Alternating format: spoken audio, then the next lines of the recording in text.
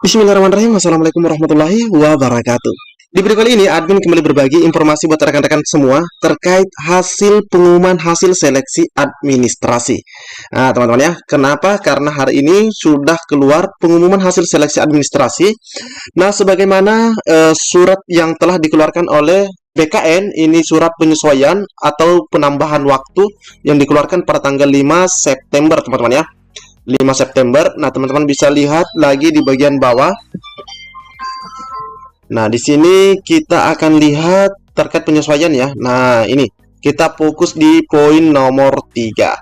Nah, di sini jelas sekali bahwa seleksi administrasi jadwal lamanya itu adalah di tanggal 20 sampai 13 September, 20 Agustus sampai 13 September. Nah, lanjut di sini jadwal terbarunya adalah seleksi administrasinya dari tanggal 20 sampai tanggal 17 September. Itu seleksi administrasi. Nah, untuk pengumuman hasil seleksi administrasi yaitu dari tanggal 14 sampai 17 September. Itu jadwal awal atau yang lama. Nah, di jadwal terbaru inilah yaitu di tanggal 14 sampai 19 September. Nah, jika ada yang sudah mengumumkan di tanggal 14 September ini, itu hal yang wajar teman-teman ya. Karena memang hari ini atau pada tanggal 14 ini sudah memasuki hari pertama ya, hari pertama untuk pengumuman hasil seleksi administrasi. Nah, berhubung kita sudah mendapatkan juga pengumuman ya, ini kebetulan kita dapatkan juga dari Wali Kota Banjarbaru pengumuman tentang hasil seleksi administrasi prasangga pengadaan calon pegawai negeri sipil di lingkungan pemerintah Kota Banjarbaru formasi tahun 2024. Jelas teman-teman ya, jelas ya. Oke, kita lihat atau scroll ke bawah karena yang paling penting itu ada di bagian lampiran. Nah, di sini juga bisa teman-teman yang baik dari Banjarbaru maupun di instansi manapun wajib memperhatikan hal yang ini ya, terkait hasil sanggahnya nanti akan diumumkan di sini ya, karena ada waktu sanggah nanti. Nah, admin lupa ya sampaikan.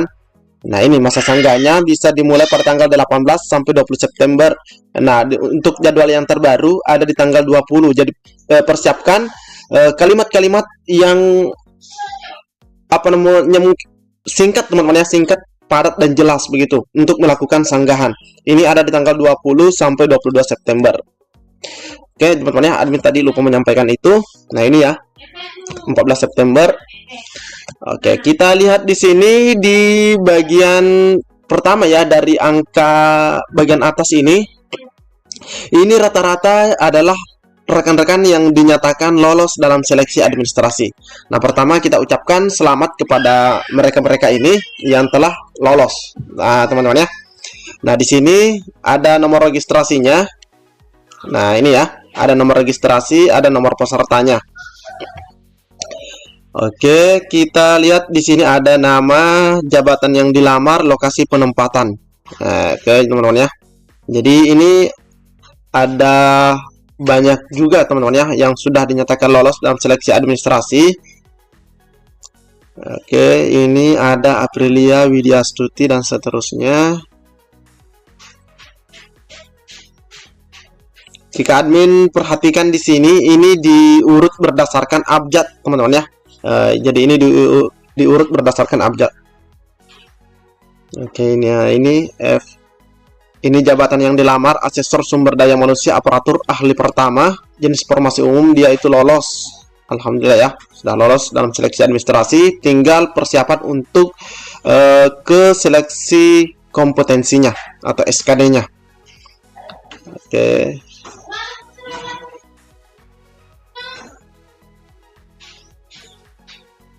Ini sini asesor sumber daya manusia aparatur ahli pertama. Ini rata-rata asesor sumber daya manusia aparatur ya. Nah, ini juga sama. Kita cek.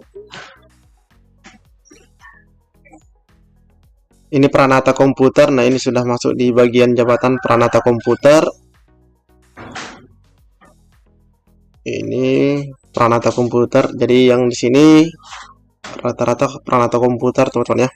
Terus lanjut lagi, ini analisis keuangan pusat dan daerah. Nah, buat teman-teman, karena untuk nama mungkin saja ada yang sama, jika teman-teman ingin mengecek namanya secara cepat, ya silahkan gunakan nomor registrasinya ya, nomor registernya untuk mendapatkan namanya. Jadi ini adalah rekan-rekan kita yang dinyatakan lolos lengkap dengan jabatan yang dilamar dan lokasi penempatan yang dilamar dari jabatan tersebut. Nah, kita bisa cek yang dinyatakan TMS atau tidak memenuhi syarat. Nah, di sini kita lihat ada penyandang disabilitas juga. Di sini keterangannya dia tidak lolos administrasi. Jadi di sini juga nomor pesertanya dikosongkan teman-teman ya. Ini kosong karena memang tidak lolos ya, tidak ada nomor peserta. Oke, ini dari jenis formasi umum. Nah, ini ada penyusun materi hukum dan perundang-undangan, tidak lolos juga. Oke. Nah, ini dokter ya, dokter ahli pertama. Nah, oke, jadi ini adalah pengumuman yang lolos dan yang tidak lolos dalam seleksi administrasi. Dan untuk melihatnya teman-teman ya, misalnya bagaimana kalau contoh yang lolos. Nah, kita bisa melihat berdasarkan buku panduan yang ada dari BKN ya. Kita bisa scroll ke bagian bawah. Kita lihat bagaimana tampilannya teman-teman ya. Di sini sudah diberikan dan kita akan lihat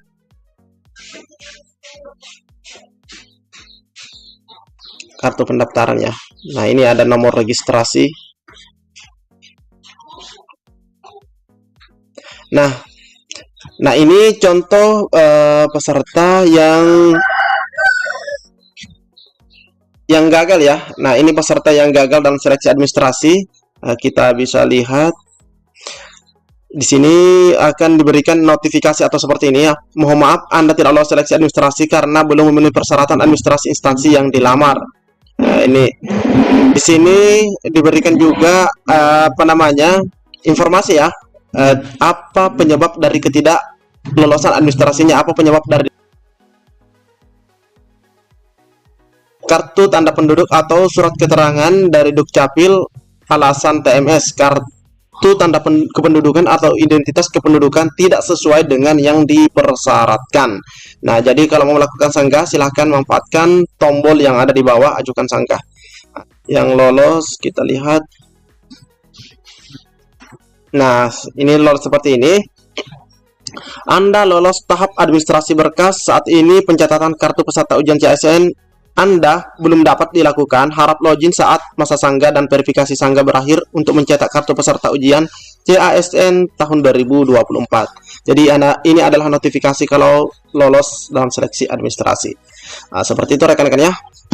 Oke, cukup sekian informasi yang dapat admin bagikan di video kali ini. Lebih dan kurangnya admin mohon maaf. Assalamualaikum warahmatullahi wabarakatuh.